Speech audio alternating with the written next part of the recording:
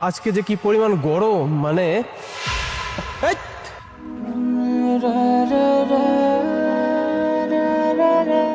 কি ব্যাপার, তুমি বসে কেন পড়লা?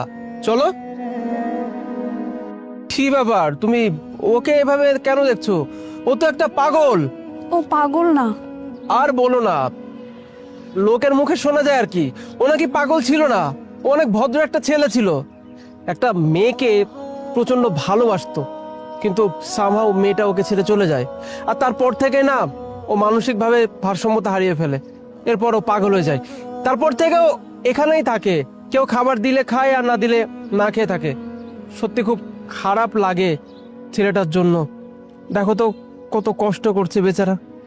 আসলে মাঝে মধ্যে না কিছু কিছু মেয়েদের উপর আমার অনেক রাগ হয়, জানো তো, যারা শুধুমাত্র ভালোবাসার নামে ছেলেদের জীবন নিয়ে খেলা করে।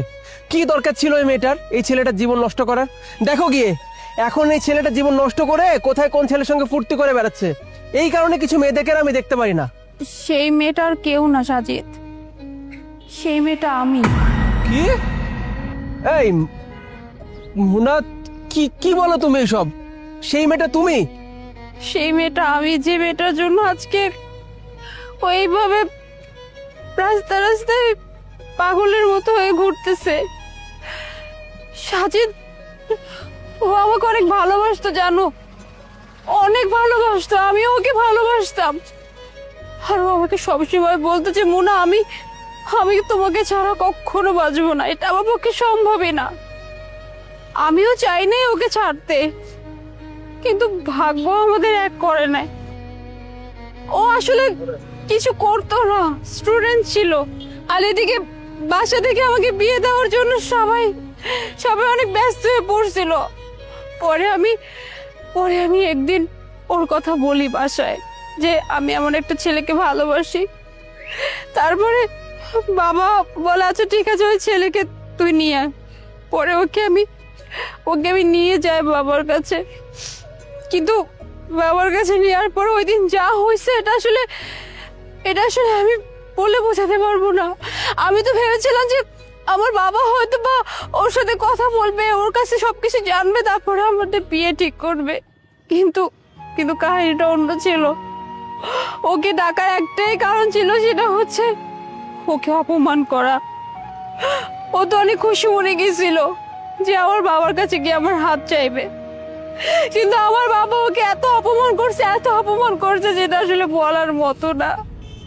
ওকে ওকে আমাদের বাসার কুকুরের সাথে তুলনা করছে, বলছে আমাদের বাসার যে কুকুর তার থেকে ওরা কেউ জঘন্য, কারণ আমাদের বাসা কুকুর যে খাবার খায় সেই খাবারের কেনার টাকা পর্যন্ত নাকি ওর কাছে নাই। আমি বাবাকে অনেক বলছি, বাবা বিশ্বাস করো কিছু একটা করবে, ওকে একটু সময় দাও।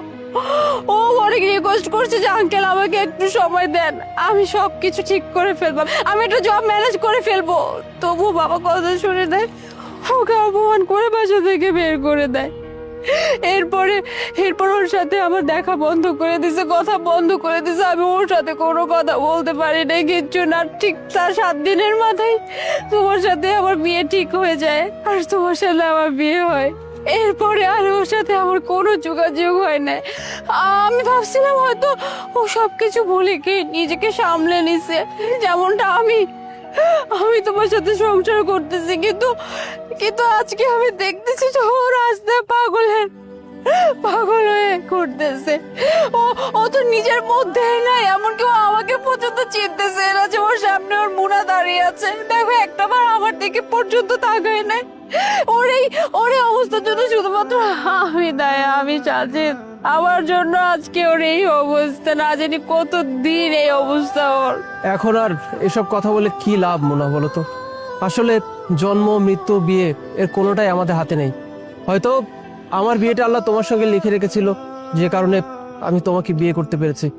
তবে ওর দিকে তাকিয়ে না সত্যি অনেক খারাপ লাগছে। তুমি চিন্তা করো না মুনা, আমি ওর ট্রিটমেন্ট করাবো, ওকে ভালো করার জন্য যত চেষ্টা করা দরকার আমি করব। কি বলতেছো তুমি? তুমি ওর চিকিৎসা করাবা? হ্যাঁ, আমি ওকে ট্রিটমেন্টের ব্যবস্থা করে দিব। আসলে এখানে তো ওর কোনো দোষ ছিল না, ও তো শুধু তোমায় ভালোবেসেছিল। আর ওকে এই অবস্থায় দেখে না সত্যি খুব খারাপ লাগে, জানো। হাজার হোক আমিও তো মানুষ, আচ্ছা ঠিক আছে, তাহলে ওকে আমরা নিয়ে যাই। ওকে নিয়ে গিয়ে শহরের সব থেকে বেস্ট যে ডক্টর, তার কাছে নিয়ে যাবো। প্লিজ তুমি ওকে একটু সুস্থ করে তুইলো। ঠিক আছে ভাই, ওঠো।